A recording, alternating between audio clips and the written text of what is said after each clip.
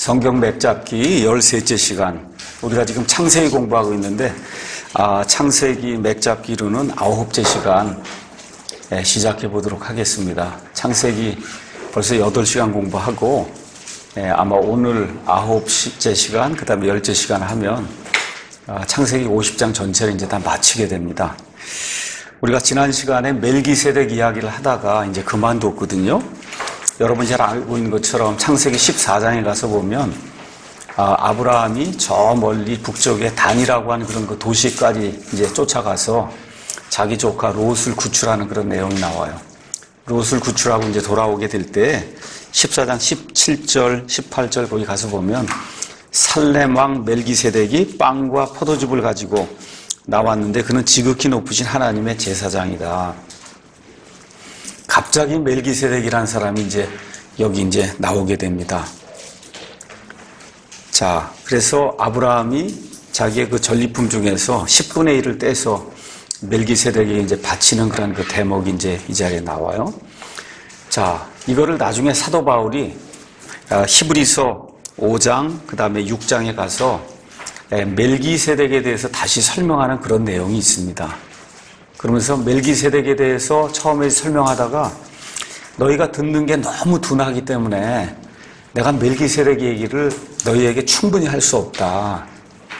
너희가 지금 시간으로 보건대 남을 가르쳐야 될 그런 위치에 있는 사람인데 아직도 젖을 빠는 이러한 그 미숙한 그런 상태이기 때문에 멜기세덱의 그 깊은 의미를 너희에게 내가 전달하기가 어렵다. 이러고 나서는 드디어 할 수 없이 사도 바울이 멜기세덱에 대해서 다시 쭉 이제 설명하는 그런 내용이 이제 그 안에 기록이 되어 있습니다.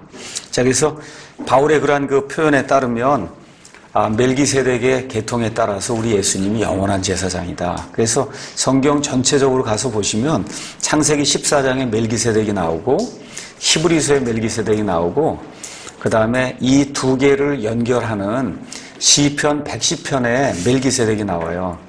그래서 시편 110편이 없으면 그러면 창세기 14장하고 히브리서에 나오는 이 멜기세덱이 연결이 안 되는 거예요.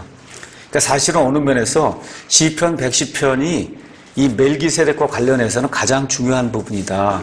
그래서 시편 110편을 우리가 한번 가서 잠깐 보겠습니다. 시편 110편은 이 메시아 시편으로 알려져 있고 또 제목을 여기 우리 킹제임스 성경에 가서 보니까 메시아 통치의 선언 이렇게 이제 돼 있으면서 마태복음 22장 44절, 사도행전 2장 34절, 35절 나오면서 이 시편은 다윗이 기록했다 이렇게 이제 돼 있습니다.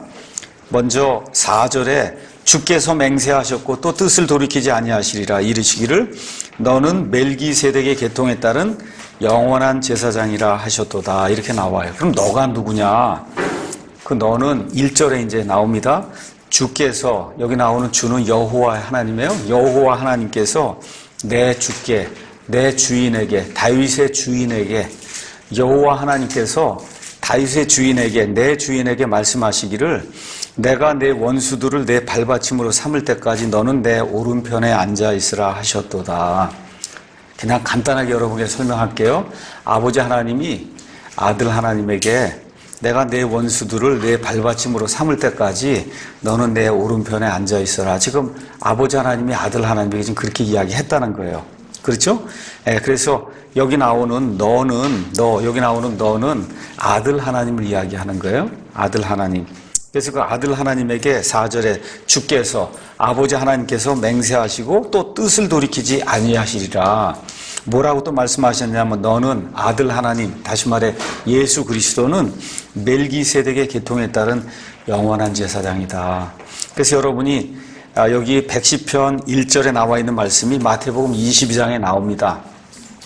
사람들이 메시아가 누구냐 하니까 다윗의 자손이다. 다윗의 자손이라고 하면 다윗이 할아버지고 그 다음에 자손의 자손으로 저 끝에 다윗이 이 메시아가 오게 되면 그럼 말 그대로 누가 더 큰 거예요? 할아버지가 더 크잖아요. 그러니까 다윗이 메시아보다 더 크다고 자꾸 그렇게 생각을 하고 있었어요.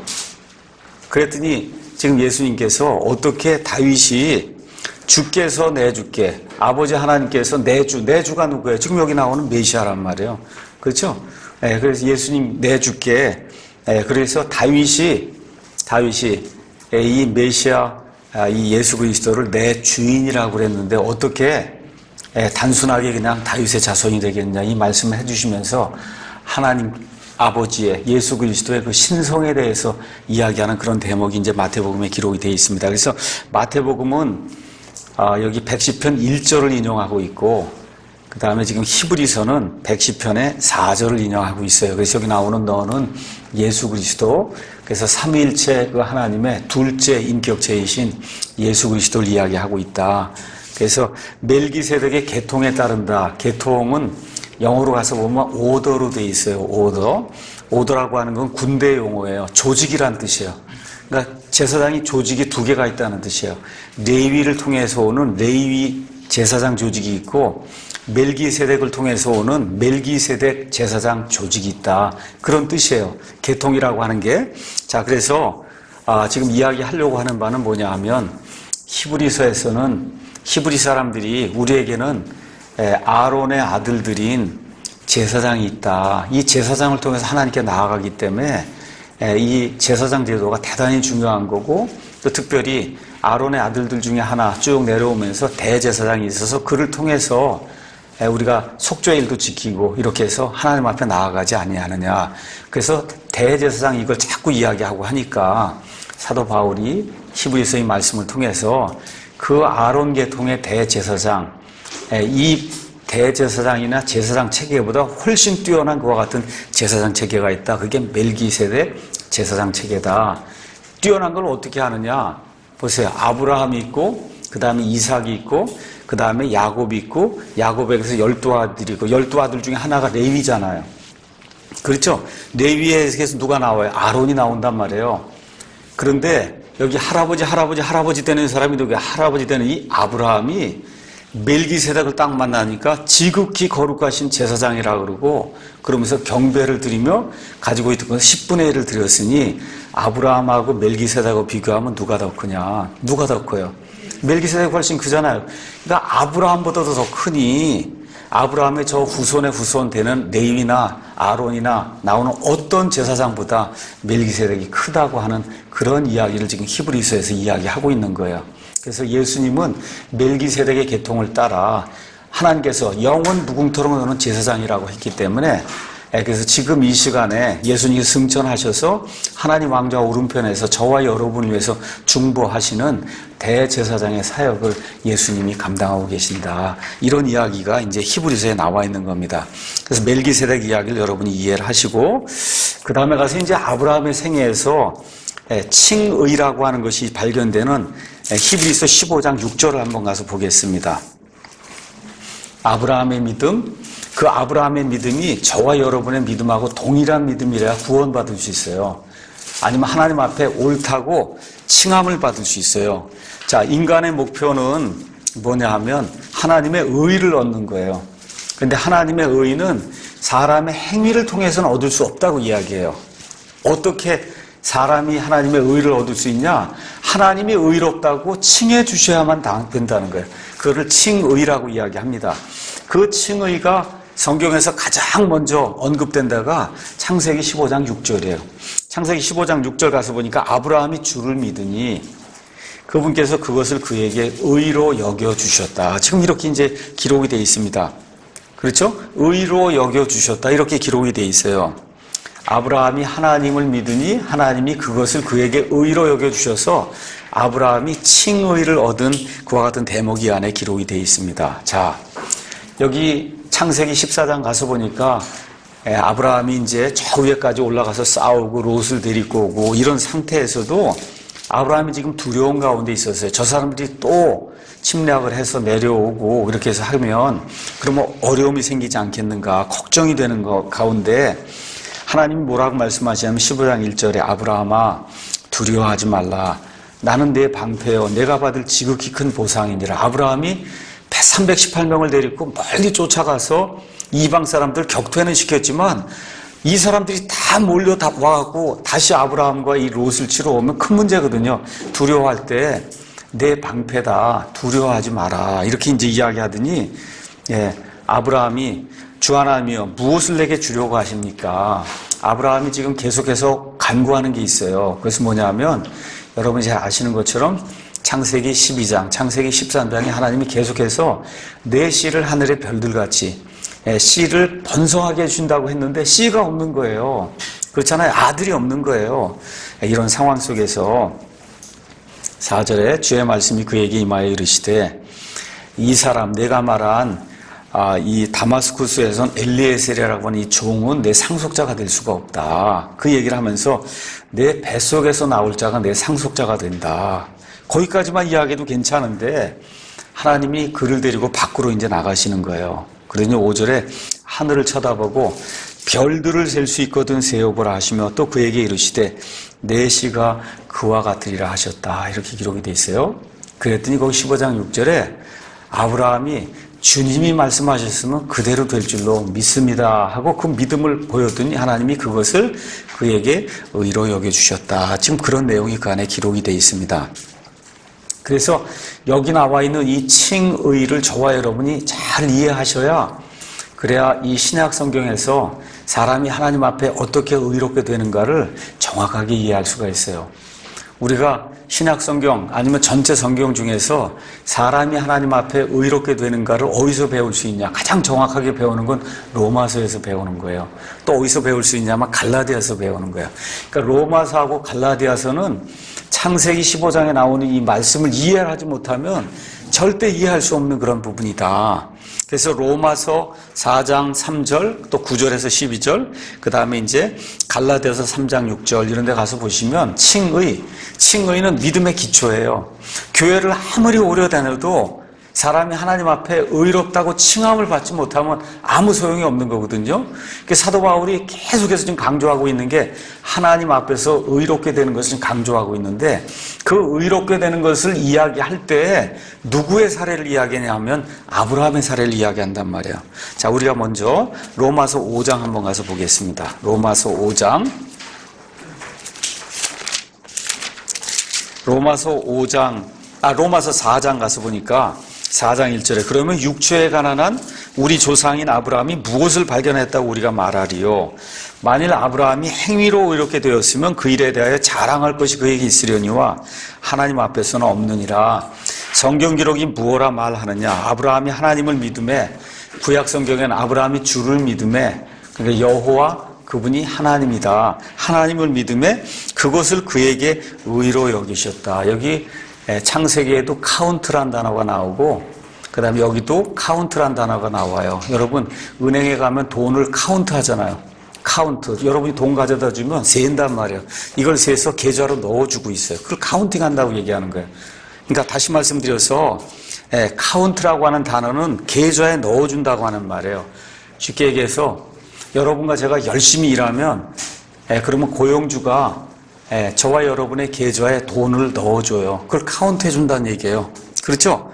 그런데 여기 로마서에서 사도 바울이 이야기하는 것은 세상의 모든 것은 대가로 받는 거라는 거예요. 열심히 일을 하면 그러면 무언가 그 상응하는 대가를 내 계좌에 넣어준단 말이에요. 그런데 하나님이 저와 여러분을 의롭다 할 때는 일을 안 해도 우리 계좌에 하나님의 의를 넣어준다는 거예요. 지금 그 얘기를 지금 사도 바울이 이야기를 해주고 싶은 거예요. 그래서 4절 가서 보니까 이제 일하는 자는 품삯을 은혜로 여기지 아니하고 빚으로 여기거니와 열심히 한 달에 200만 원 받기로 작정을 하고 계약을 하고 일을 하고 200만 원을 받으면 물론 은혜는 은혜죠. 좋지만 그렇지만 그 은혜 앞서 이건 뭐야? 계약을 해서 내가 열심히 일한 대가로 품삯으로 받은 거기 때문에 빚준 걸 다시 받은 거란 말이에요. 그렇죠?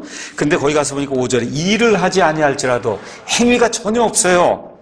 경건치 아니한 자를 의롭다 하시는 이를 믿는 자에게는 그의 믿음을 의로 여기시느니라. 자, 아브라함이 어떻게 의롭게 됐어요?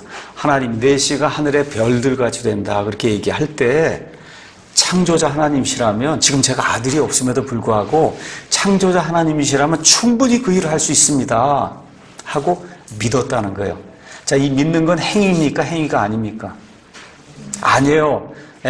이 장로교에서는 이거 믿는 걸 행위라고 이야기해요. 전혀 그렇지 않아요. 여기 지금 아브라함이 행위가 전혀 없는데 그걸 의롭다고 했거든요. 그래서 이걸 잘 이해하셔야 돼요. 그래서 일을 하지 아니해도 경건치 아니한 자를 의롭다 하시는 이를 믿으면 그걸 의로 여겨주신다. 이게 성경 전체가 이야기하는 그러한 칭의의 개념이다.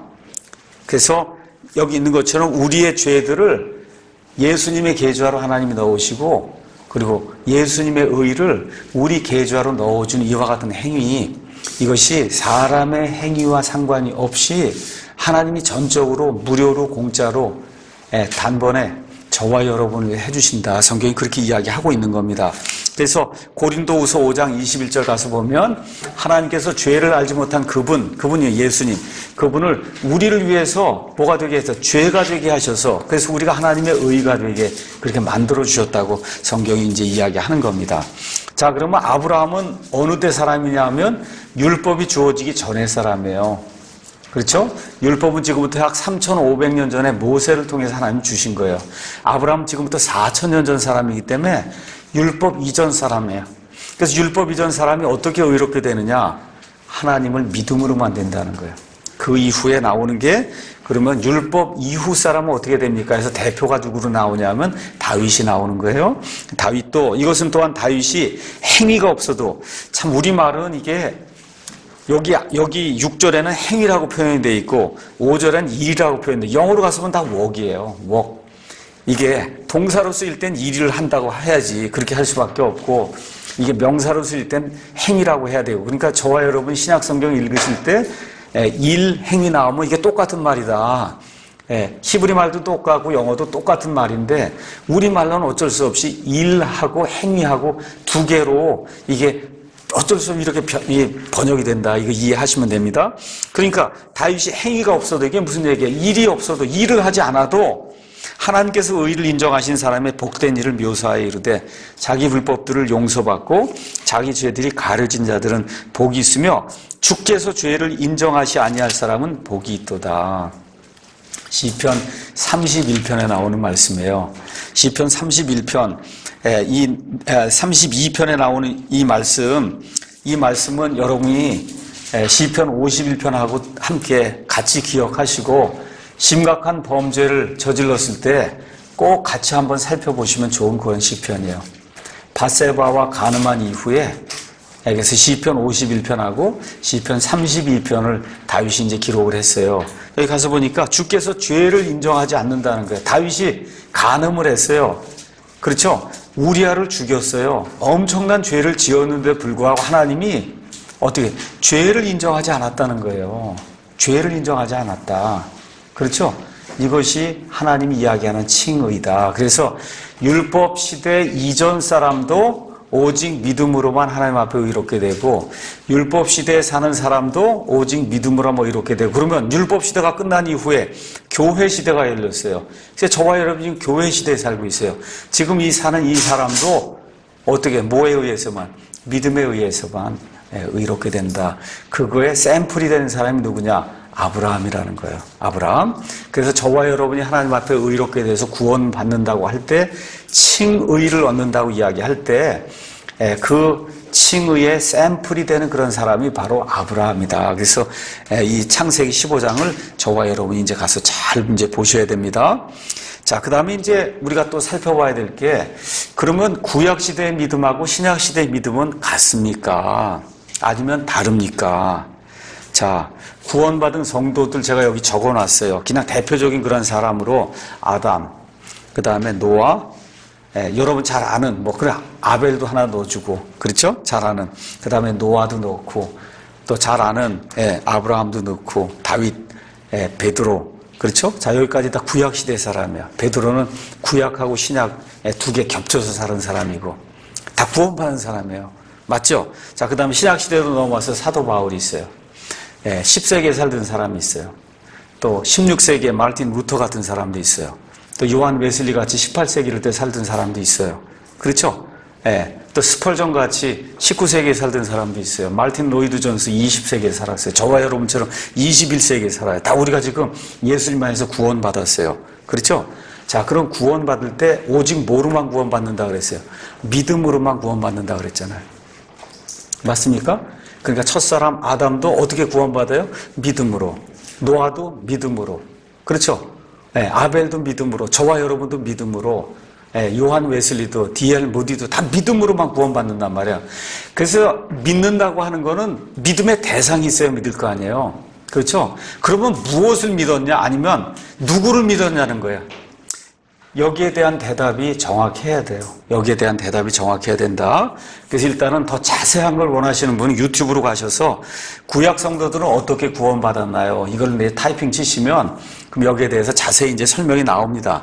자, 여러분과 제가 히브리서 11장 가서 보시면 사도 바울이 구약 시대의 믿음의 사람들의 이야기를 그 안에 계속 기록했어요. 믿음으로 해서 그래서 아벨부터 시작해서 구약시대에 구원받은 모든 사람들이 다 믿음으로 살았다. 그렇게 이제 이야기가 나와요. 히브리서 11장에 믿음이 있어요. 자, 그 다음에 우리가 에베소서 2장 8절 9절 가서 보니까 너희가 믿음을 통해 은혜로 구원받았나니 그것은 너희 자신에게서 난 것이 하나님의 선물이다. 자, 여기도 믿음이 나옵니다. 너희는 신약시대 성도예요. 자, 로마서 4장 아까 가서 보니까 아브라함이 하나님을 믿음에 하나님이 그것을 그에게 의로 여겨주셨다. 그러니까 아브라함의 믿음도 나와 있어요. 그렇죠? 로마서 1장 16절, 17절 가서 보니까 내가 그리스도의 복음을 부끄러워하지 아니하노니 이는 그 복음이 믿는 모든 자를 구원에 이르게 하신 하나님의 권능이다. 그렇죠? 그 얘기가 쭉 나오면서 복음에는 하나님의 의가 믿음에서 믿음까지 계시되어 있다. 자, 그럼 믿음이 여러 개가 나옵니다. 히브리서 11장에도 믿음이 나와요. 전체 구약성도 모든 사람들의 믿음이에요. 아브라함의 믿음도 있어요. 다윗의 믿음도 있어요. 지금 여기 이 로마서에서 또 에베소서에서 사도 바울이 얘기하는 믿음도 있어요. 그렇죠? 한마디로 다 믿음이에요. 영어로 faith예요. faith. 자, 그런데 이 faith는 도대체 faith는 대상이 있어야 되는데 도대체 뭐를 아니면 누구를 믿었느냐. 자, 많은 교회들이 구약시대의 성도들이 예수님을 믿었다고 이야기해요. 그것은 불가능한 일이다. 아시겠죠? 어떻게 구원받았느냐 또 얘기하면 구약시대 아브라함도 저기 있는 십자가를 바라보고 구원받았다. 이렇게 이야기하는 사람들이 상당히 많습니다. 노아도 십자가를 바라보고 구원받았고 다윗도 십자가를 바라보고 구원받았고 그렇게 이야기하는 사람이 굉장히 많아요. 성경적으로 가면 그건 불가능한 일이다. 불가능해요. 저와 여러분이 그걸 어떻게 할 수 있냐. 예수님과 함께 3년 반 동안 쫓아다닌 베드로가 있었어요. 야고보가 있었어요. 요한이 있었어요. 예수님이 내가 이제 십자가에 가서 죽는다 그랬더니 베드로가 뭐라 그래요? 절대 안 된다 그러죠. 그렇죠? 예수님 십자가에 죽었다가 다시 부활하고 난 이후에 엠마오 마을로 갈 때 예수님이 나타나셔서 그 두 제자에게 예수님이 반드시 십자가에 못 박히 이런 얘기를 해도 믿어요, 못 믿어요? 안 믿어요. 그러니까 이렇게 어리석은 자들이 어디 있느냐 예수님이 말씀하시면서 꾸짖으시면서 구약성경 전체를 풀어주시며 먼저 메시아가 고난을 받고 그 다음에 영광에 들어가야 되는 거다. 그걸 그렇게 설명을 해줘야 그때 겨우 가서 고난이 있었구나 그걸 알고 있단 말이에요. 그래서 구약성경 전체를 가서 봤을 때 예를 들어 노아가 이제 이 노아의 방주를 이렇게 하나님이 지라 그러니까 노아가 방주를 지었어요. 이 방주를 지으면서 이제 내가 이제 예수님 저 십자가를 저 바라보고 저 십자가 때문에 구원받는다. 그런 거 생각을 했을까요? 못했을까요? 아벨이 믿음의 사람이잖아요. 그렇죠? 하나님이 아벨한테 가서 형한테 가서 제대로 얘기해라. 하나님은 오직 피의 희생을 받는다. 가인이 아무리 좋은 거 배추 이런 거 갖고 와도 형 그런 건 안 받습니다 하고 하나님 얘기하라 그래서 가서 얘기해서 하나님의 말씀을 처음으로 대언한 대언자라고 얘기해요. 누가복음 11장 가서 보면 성경 전체에서 첫째 대언자가 누구냐? 아벨이에요. 아벨. 자, 그러면 이 아벨이 어떻게 구원받아서 그래? 믿음으로 구원받았다 그러죠? 자, 그러면 아벨이 이렇게 어린 양을 죽이고 해서 하나님 앞에 갖고 올 때 어린 양 죽이면서 이것이 앞으로 4,000년 있다 이 세상에 오실 메시아죠. 그리스도가 십자가에서 달려 죽으시고 저거를 내가 해서 이런 믿음을 가지고 그걸 바쳤다고 그렇게 상상하는 거는 말 그대로 저와 여러분의 머릿속에서 상상은 할 수 있어도 실질적으로 그런 일은 불가능하다. 왜 그래요? 여기 지금 아브라함 이야기 한번 보세요. 아브라함이 어떻게 구원받았나? 하나님이 내 씨가 하늘에 별들같이 되리라 할 때 아브라함이 그 말을 믿으니 하나님이 그것을 그에게 의로 여겨주셨다 그래요. 아브라함이 예수님 믿은 거 아니에요? 여러분 잘 이해하셔야 됩니다. 아브라함이 저 멀리 있는 십자가, 갈보리 십자가에 예수님이 피를 흘리고 어린 양식, 지금 그런 거 믿은 게 아니에요. 뭘 믿었어요? 하나님이 말씀하시니 하나님 말씀하신 그대로 될 줄로 믿습니다. 이 믿음을 가진 거예요. 아벨도 마찬가지고 노아도 방주를 지으라고 할 때 하나님이 필요하다고 하니까 내가 120년 동안 무슨 이유인지 모르지만 하여튼 산에다 지금 짓고 사람들이 막 그냥 조롱을 하고, 그렇죠? 아니 저 사람들이 도대체 뭐 하는 거냐, 산에다가 지금 방주를 축구장보다 더 크게 지금 짓고 있으니 120년 동안 얼마나 조롱을 했겠어요. 근데 어때요? 믿음을 가지고 있었단 말이에요. 뭐예요? 하나님이 지으라고 하니, 그렇죠? 제가 순종하겠습니다. 여기 아브라함도 내시가 하늘에 별들같이 된다 하니까 아멘, 하나님 말씀대로 될 줄로 믿습니다. 이렇게 믿었다는 거예요. 그래서 성경 가서 보시면 신구약 전체에서 구원받은 성도들은 무엇을 믿었냐, 아니면 누구를 믿었냐? 하나님을 믿는 거예요. 하나님을 믿으면 하나님이 하시는 말씀을 믿는 거다. 하나님을 믿는데 어떤 하나님을 믿는 거냐? 창조주 하나님을 믿는 거예요. 창조주 하나님이기 때문에 저와 여러분을 구원하실 수 있는 거예요. 창조주 하나님이시기 때문에 온 세상 모든 창조물을 심판하실 수 있는 거예요. 그래서 하나님이 모든 사람이 알아볼 수 있도록 저 하늘에 해와 달과 별들과 같은 엄청난 것들 하나님이 이렇게 만들어 놓으시고, 시간 될 때마다 한번 가서 보고 창조주가 있다는 걸 그냥 너희가 이런 모든 것들을 통해 알고 하나님을 구하면, 그러면 내가 반드시 내 자신을 너희에게 드러내 보여주시겠다고 하나님이 말씀하시는 거예요. 그래서 신구약 성경 전체는 무엇을 이야기하냐? 첫 번째 구원받은 사람부터 마지막 구원받은 사람까지 하나님을 믿는 거예요. 아니면 하나님이 하신 말씀을 믿는 거예요. 근데 그것이 하나님의 계시가 점점 이렇게 진보가 되다가 신약시대에 들어오니까 하나님을 믿는 게 뭘로 정확하게 표현이 되냐?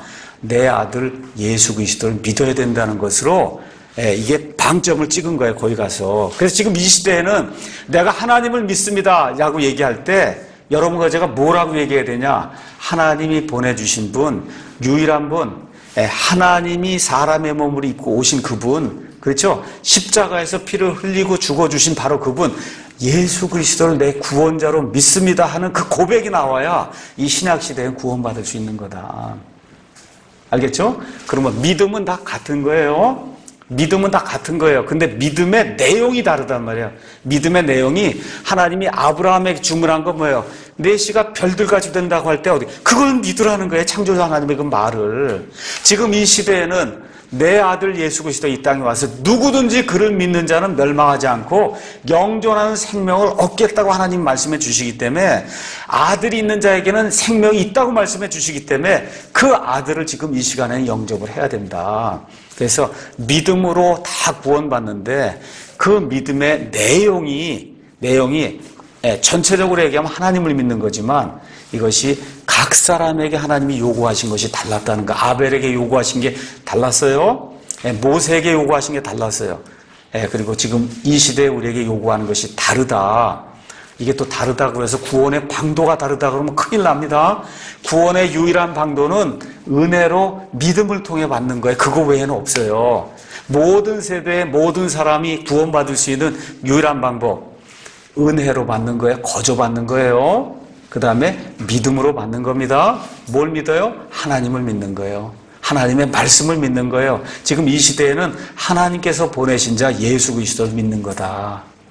여러분 이해하시겠죠? 자, 그러면 이거를 정리를 합니다. 그래서 정리를 하면 구약시대의 모든 성도들이, 구원받은 사람들은 십자가를 바라보고 구원받았다. 이게 맞습니까? 틀립니까? 틀린 말이에요. 그런데 십자가를 통해 구원받았다. 맞습니까? 틀립니까? 맞는 거예요. 십자가를 통해 받는다고 하는 것은 구약시대 사람들은 구원을 수표처럼 받은 거예요. 여러분 수표를 딱 떼어서 주면 지금 준 게 현금이에요? 아니면 종이장이에요? 종이장인데 여기다가 사인한 사람이 이건 반드시 준다고 하고 종이장을 준 거잖아요. 그렇죠? 그러고 와서 은행에 있으면 며칠 지나면 그게 내 현금으로 돼서 들어오죠. 그게 수표잖아요. 그러니까 예수님께서 아직 안 왔잖아요. 여기 이 갈보리 십자가에서 죽지 않으셨잖아요. 그럼에도 불구하고 하나님께 대한 믿음을 가지고 있는 그 사람들을 하나님이 구원이란 수표를 그 사람들에게 준 거예요. 그게 언제 현금화가 됐냐? 예수님 십자가에서 죽으시는 그 순간에 다 이루었다 말씀하실 때에 그게 현금화가 된 거다. 예, 그래서 예수님 십자가 이후에 구원받은 사람은 현금으로 직접 지금은 구원을 받는 거다. 이해하시겠어요? 예, 그러니까 구약시대 사람들이 십자가를 바라보고 구원받는다? 틀린 말이에요. 그렇지만 십자가로 말미암아 구원받는다. 맞습니까? 맞는 거예요. 그래서 십자가를 통하지 않고 구원받은 사람은 한 사람도 없습니다. 그럼에도 불구하고 구약시대 사람들이 십자가가 있다는 것을 깨닫고 십자가를 바라봤다고 하는 것은 그건 거의 불가능한 일이다. 제가 말씀드리는 이야기를 좀 이해 좀 하실래나 모르겠네. 이 정도만 하고 넘어가겠습니다. 자, 그 다음에 이제 또 하나 토픽이 뭐냐? 할례가 있어요. 할례. 자, 할례에 대해서 이야기합니다. 할례는 아브라함이 99세 때 받은 게 할례예요. 자, 아브라함의 그 일생을 제가 이야기하면서 75세부터 175세까지가 중요하다 그랬어요. 75세에 의롭다고 칭함을 받습니다. 그렇죠? 그러고 난 다음에 86세에 누구를 낳아요? 10년 동안 열심히 기다렸는데 아들이 안 생기니까 누구를 낳아요? 이스마엘을 낳아요. 그렇죠? 그러고 난 다음에 99세에 할례 언약을 받고 100세에 이삭을 낳아요. 그리고 120세쯤에 이삭을 모리아산에 갖다 바치는 일이 생기고 그러고 나서 한 55년을 더 살다가 아브라함이 이제 죽는 겁니다. 자, 그러면 이 할례는 99세에 받았고 칭의는 75세에 받았으니 할례를 받기 24년 전에 이미 아브라함은 의롭다고 칭함을 받은 거죠. 맞습니까? 할례를 받기 24년 전에 하나님이 너는 의로운 자다. 하나님이 그렇게 칭해 주신 거잖아요. 맞죠? 맞아요? 자, 그러면 할례는 무슨 표적이냐? 할례는 무슨 표적이에요? 이거는 내 씨와 나 사이에 영원토록 있는 그러한 언약의 증표라는 거예요. 그러니까 쉽게 얘기해서 할례를 받으면 유대인이 된다는 거예요. 유대인이 된다는 거예요. 그럼 제가 여쭤볼게요.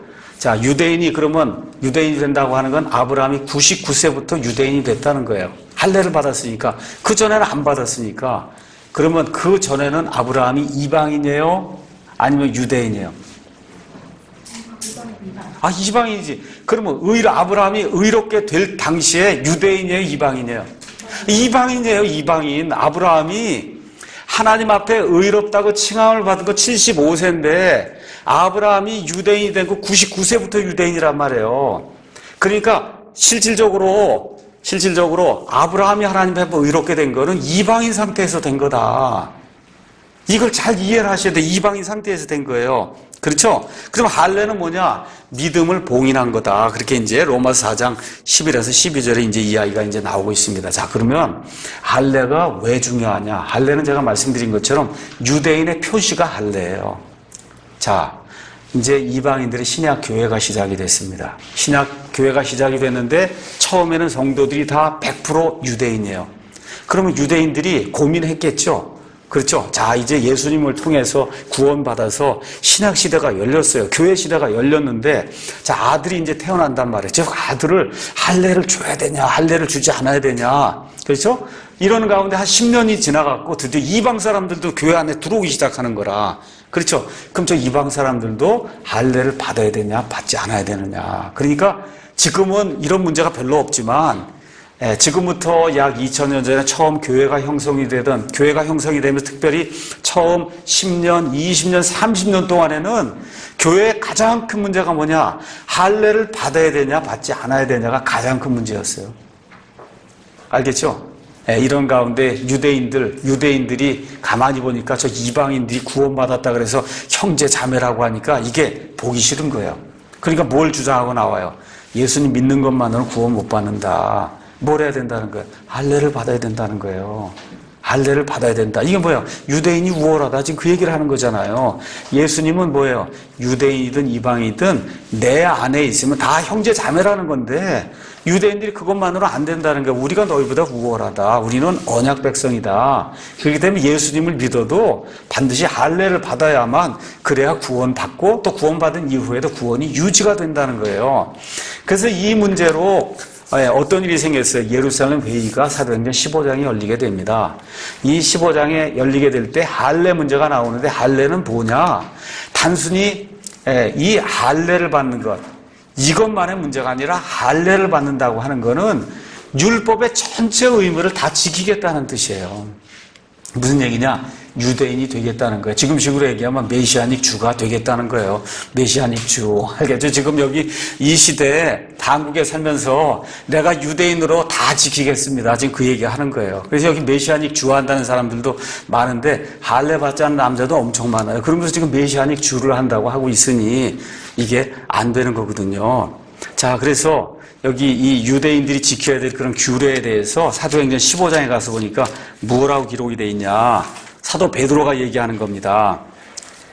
15장 9절 10절 믿음으로 그들의 마음을 정결하게 하사 이방인들의 마음을 정결하게 하사 우리와 그들 사이에 아무 차별도 두지 아니하셨다. 유대인과 이방인 사이에 하나님이 아무 차별도 두지 않았다는 거예요. 그런데 이제 너희가 어찌하여 하나님을 시험하여 우리 조상들이나 우리나 능히 매지 못하던 멍에를 제자들의 목에 두려고 하느냐. 할례를 받으라고 하면 그러면 안식일도 지켜야 되고 돼지고기도 안 먹어야 되고 갈치도 먹으면 안 되고 그렇죠? 각종 유대인들 절기 다 지켜야 되고 이렇게 되는데 너희도 알다시피 지난 1500년 동안 모세가 율법을 우리에게 준 이후로 이거 지키다가 우리 민족이 완전히 골병 들었다는 거예요. 우리 지키지 못하는 그런 무거운 멍에다 그걸 왜 이방인 제자들의 목에 그걸 두려고 하느냐. 그렇게 이야기하면서 예루살렘 공회에서 이방인들에게 그런 게 전혀 필요가 없다.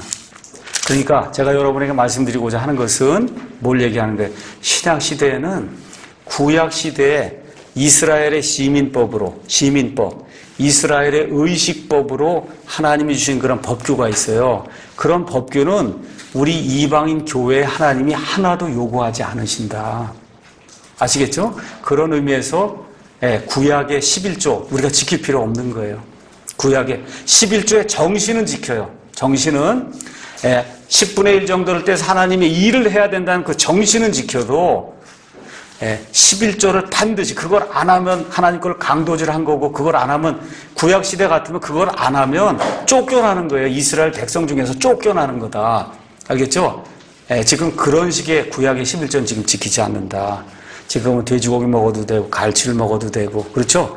지금은 주일 지켜도 되고 예배도 주일에 드려도 되고 수요일날 드려도 되고 토요일날 드려도 되고 아무 날 드려도 아무 상관이 없어요. 그렇죠?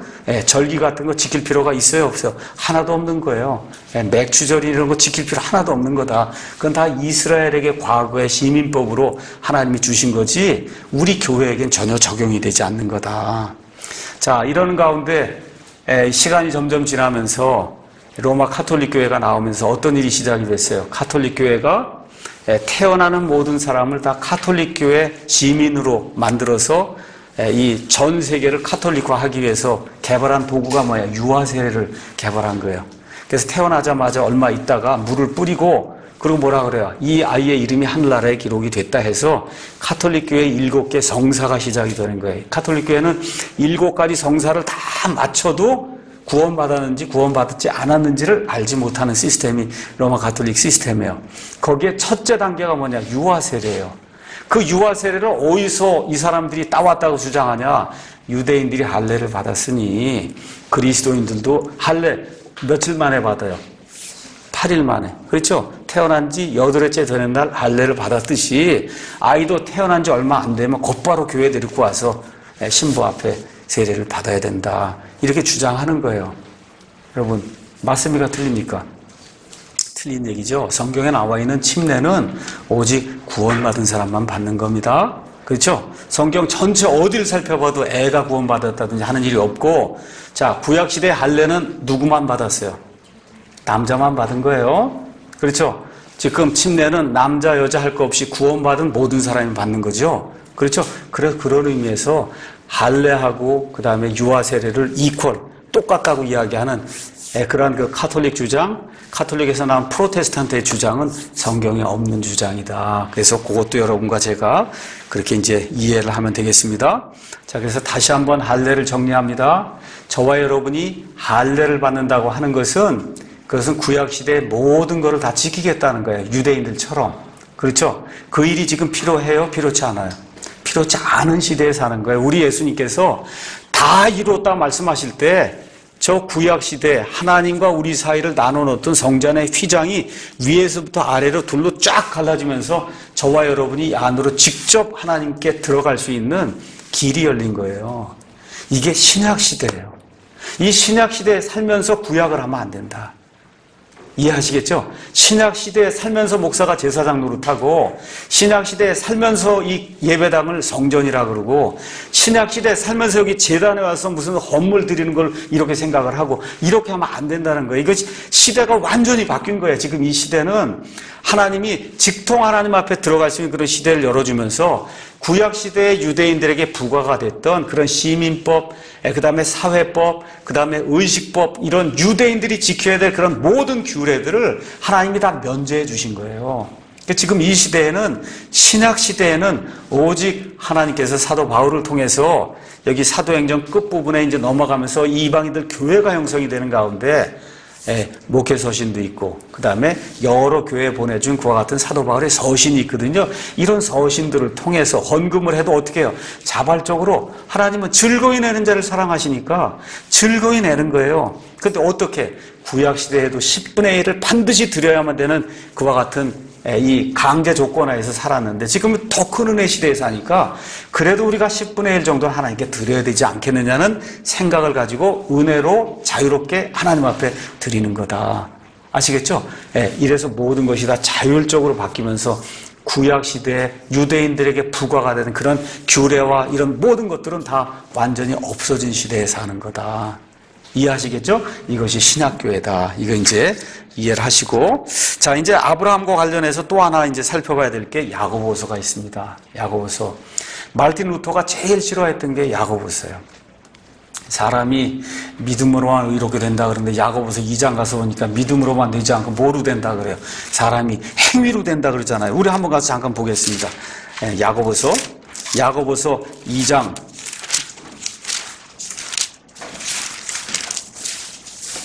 자, 가서 보니까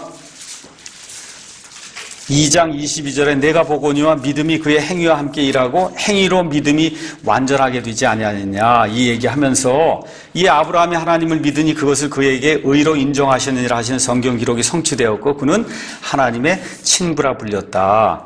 그런즉 너희가 보거니와 사람이 행위로 의롭게 되고 단지 믿음만으로 되지 않으냐 하느니라 하니까 말틴 루터가 열받은 거예요. 말틴 루터가 살던 그 시대에는, 천주교 시대에는 어떻게 해? 그냥 가서 제사 드리고 지금식으로 얘기하면 어디 산티아고 무슨 광장에 가서 800km 순례길을 하고 등등 해서 7개 성사를 거치고 교황에게서 물방울을 받고 이렇게 제가 구원받는다고 지금 이야기하는데 말틴 루터가 로마서 1장을 통해서 사람은 의인은 오직 믿음으로 살리라. 이 말씀을 깨닫고 말틴 루터가 완전히 뒤집어진 거잖아요. 그렇지? 사람은 오직 믿음으로만 의롭게 되는구나. 죽을 때까지 거의 매일같이 말틴 루터가 했던 설교는 딱 한 가지예요. 사람은 오직 믿음으로만 의롭게 된다. 근데 고민이 생긴 거예요. 이 야고보서를 가서 어떤 사람이 야고보서를 들고 와갖고, 여기 보니 사람이 행위로 의롭게 되고 단지 믿음만으로 되는 건 아니라고 그러니 이게 어떻게 되는 겁니까? 이게 골치가 아픈 거예요. 야고보서만 하면 너무 좋겠는데. 그렇죠? 그래서 지금 믿음과 행위, 이 문제가 이제 나오는 겁니다. 자, 야고보서는 그리스도인의 삶에 대한 강력한 권고의 말씀을 담고 있는 그런 책이에요. 다른 책들 특히 사도 바울의 책과는 달리 교리를 이야기하는 그런 책이 아니다.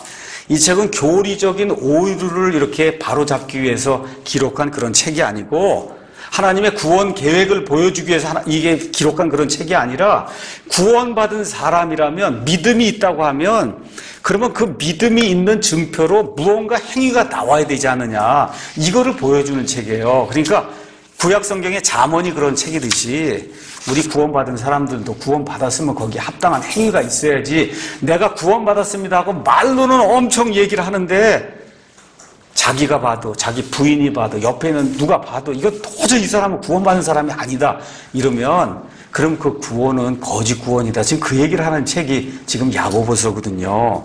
그렇죠? 그래서 여기 2장에 가서 보면 믿음에 두 가지 믿음이 있다. 긍정적인 믿음이 있다는 거예요. 18절. 어떤 믿음이 긍정적인 믿음이냐? 행위로 증명이 되는 믿음. 그러니까 이 행위는 열매로 생각하시면 돼. 우리 예수님께서도 나무는 그 열매로 안다 그랬잖아요. 그렇잖아요. 그러니까 사과 나무가 있으면 반드시 사과가 열리듯이 예수 그리스도의 생명이 우리 가운데 들어왔어요. 예수님을 믿음으로. 그럼 어떻게 돼? 예수님의 행위, 예수님의 열매가 나와야 된다는 거예요. 그러니까 행위가 있어야 그래야 합당한 믿음이 증명이 된다는 거예요. 22절에도 행위와 함께 일하는 믿음이 돼야 된다. 말로만 믿는다고 하는데 실질적으로 아무것도 없으면 그러면 안 된다는 거예요. 이러한 예가 뭐냐? 아브라함의 믿음이다. 23절. 자, 보세요. 아브라함이 하나님을 믿으니 그것을 그에게 의로 인정하셨다. 그랬죠? 맞아요? 자, 이건 창세기 15장에 있는 얘기죠? 우리 아까 읽었던 거죠. 창세기 15장 6절이잖아요. 그렇죠? 근데 21절 가서 보니까 21절은 창세기 22장에 나오는 거예요. 그러면 아브라함의 나이로 얘기할게요. 여기 야고보서 2장 23절은 아브라함의 나이 75세 때 이래요. 75세 때. 자, 21절. 우리 조상 아브라함이 자기 아들 이삭을 제단 위에 드릴 때 행위로 의롭게 되지 아니하였느냐. 이건 아브라함의 나이가 120세 때 일이에요. 자, 그러면 제가 묻습니다. 아브라함은 언제 의롭게 됐어요? 하나님 앞에.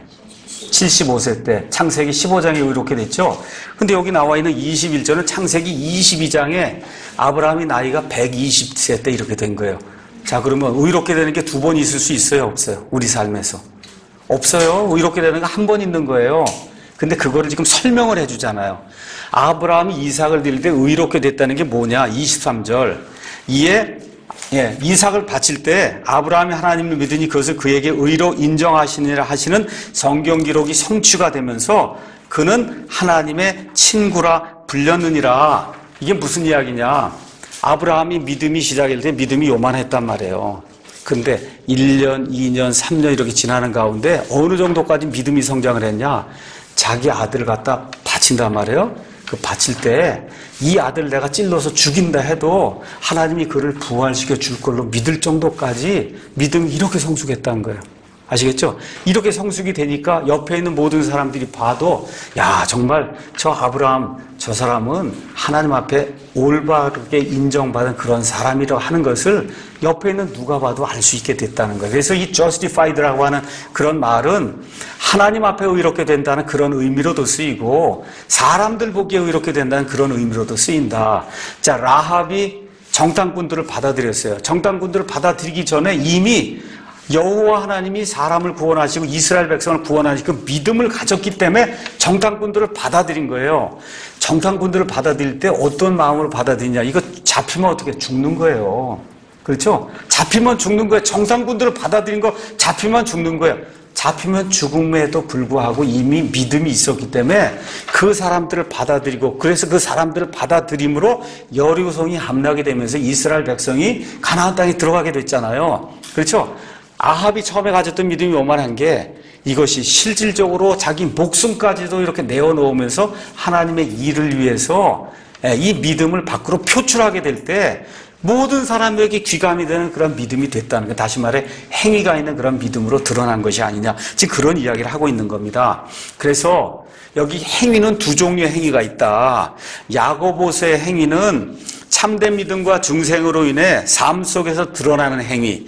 다시 말해 회심한 이후에 사람들에게도 보여주는 행위, 하나님 앞에 나중에 저와 여러분이 보상받을 때 하나님이 심판할 근거로 삼는 그 행위, 그게 야고보서의 행위예요. 그런데 로마서에 있는데 사람이 의롭다고 하는 것은 행위로는 안 된다. 그 얘기할 때 그건 하나님 보실 때 칭의를 받을 때 그때 행위는 그거는 필요가 없다는 거예요. 이해하시겠죠? 그래서 그런 의미를 저와 여러분이 잘 이해하셔야 된다. 그래서 갈라디아서, 로마서, 사람을 하나님 앞에 의롭다고 할 때 그 행위는 여기 야고보서의 행위하고 다른 거다. 여기에 대해서 여러분과 제가 좀 더 자세히 알려면 유튜브로 가셔서 야고보서 강의 5 아니면 야고보서 5의 불기, 여기 이제 가서 보시면 야고보서 2장에 대해서 제가 자세하게 이렇게 설명을 했으니까 그거를 잘 이제 살펴보시면 야고보서의 행위와 로마서의 행위는 다른 거다. 말씀드리겠습니다. 사람이 의롭게 된다. 하나님 앞에. 이때는 행위로 불가능한 거예요. 그런데 의롭게 된 이후에는 선한 행위가 나와야 된단 말이에요. 그 선한 행위를 야고보서가 이야기하는 거다. 이해하시겠죠? 아브라함의 생애에서 여기까지 일단 하고 둘째 시간 이따 하도록 하겠습니다.